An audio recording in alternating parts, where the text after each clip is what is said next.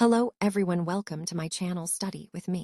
जैसा कि आप सबको टॉपिक से पता चल ही गया होगा कि हम लर्न करने वाले हैं difference between aerobic and anaerobic respiration. So first of all we will see the aerobic respiration. What is aerobic respiration? So aerobic respiration require oxygen. इसमें क्या चाहिए रहता है? हमें ऑक्सीजन की जरूरत होती है। सेकंड, एरोबिक, तो एरो मीन्स यहाँ पे एयर विद ऑक्सीजन, यहाँ पे ऑक्सीजन हो एयर में, मीन्स हमें हवा के साथ ऑक्सीजन मिले, उसी को हम एरोबिक रेस्पिरेशन कहेंगे। सेकंड पॉइंट, कंप्लीट ब्रेकडाउन होता है ग्लूकोज का। जैसे हमने रेस्पिरेटरी सिस्टम में देखा था कि ग्लूकोज जब ऑक्सीजन से मिलता है तो क्या प्रोड्यूस करता है? CO2 plus water plus energy. Okay, now अगर आपने मेरा वो वाला वीडियो नहीं देखा हो तो please check it. Now fourth point, it produce more energy about 36 to 38 ATP. ये हमारा एनर्जी कितना प्रोड्यूस करता है एरोबिक रेस्पिरेशन में? 36 ATP प्रोड्यूस करता है।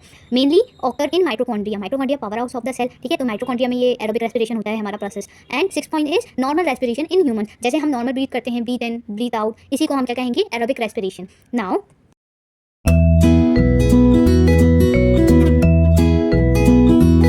हमने देखा एरोबिक रेस्पिरेशन क्या होता है। अब हम एनारोबिक रेस्पिरेशन देखेंगे। एरोबिक का अपोजिट एनारोबिक। तो बेसिकली इसमें क्या चाहिए होता है? हमें does not require of oxygen, हमें ऑक्सीजन की जरूरत नहीं होती है इसमें।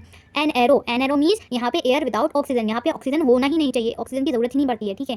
Incomplete breakdown of glucose, third point हमारा। तो जहाँ पे क्या होता है? ग्लूकोज का ब्रेकडाउन ही नहीं होता है, इनकम्प्लीट ब्रेकडाउन होता है। तो ग्लूकोज है ना प्रोड्यूस करता है लैक्टिक एसिड प्लस एनर्जी। यहाँ पे ग्लूकोज का फॉर्मूला है C6H12O6 और lactic acid C3H6O3 plus 2 ATP। Lactic acid basically हमारे मसल्स के अंदर होता है, राइट। अब नाउ यीस्ट मीन्स हमारा फर्मेंटेशन जो प्रोसेस होता है, वही हम जब ब्रेड बनाते हैं या अल्कोहल को प्रोसेस करते हैं, वही चीज़ है हमारा। Glucose, ethanol plus CO2 plus energy. तो यही होता है हमारा जब ब्रेड बनता है, अल्कोहल बनती है, तो इसी प्रोसेस को क्या कहेंगे? हम फर्मेंटेशन कहेंगे। नाउ फोर्थ पॉइंट इस ये प्रोड्यूस करता है लेस एनर्जी, बेसिकली 2 ATP ही प्रोड्यूस करता है। यहाँ हमारा 36 to 38 ATP प्रोड्यूस कर रहा था, ये हमारा सिर्फ 2 ही ATP प्रोड्यूस करता है। एनारोबिक रेस्पिरेशन का होता है mainly occur in cytoplasm. Cytoplasm के अंदर होता है। साइटोप्लाज्म क्या है? हमारा एक फ्लूइड है सेल के अंदर जो बाकी ऑर्गेनेल को होल्ड करके रखता है। Now six point, muscle cramps during heavy exercise. जब भी हम ज़्यादा भागते हैं, दौड़ते हैं, तो क्या होता है? मसल्स में क्रैम्स होता है, पेन होता है, तो जैसे हमारा एनारोबिक रेस्पिरेशन होता है।